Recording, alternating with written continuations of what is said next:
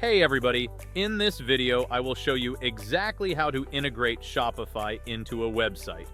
Make sure to watch the video until the end to get the most out of it.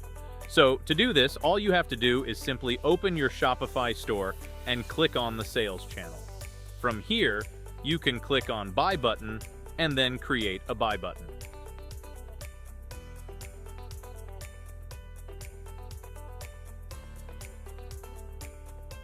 From here, select Single Product. As you can see, I just started, so I don't have any products.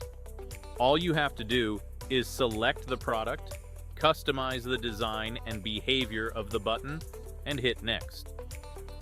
Copy the generated HTML code, paste this code into the page or post of your website where you want the product to appear. That is it for this video. Please leave a like and subscribe to the channel for more tutorials like this. Thanks for watching. Goodbye.